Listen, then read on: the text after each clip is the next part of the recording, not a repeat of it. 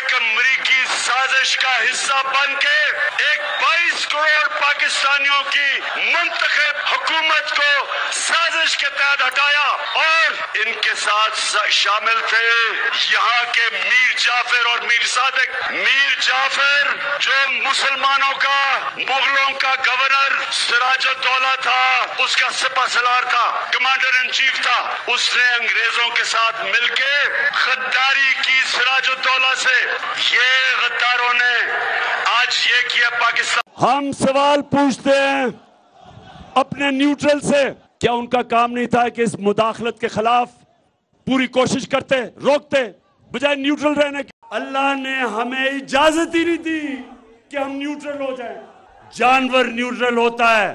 मेरा सिर्फ आखिरी एक सवाल है अपने न्यूट्रल से कि अगर घर के ऊपर डाका पड़े तो क्या चौकीदार न्यूट्रल हो सकता है?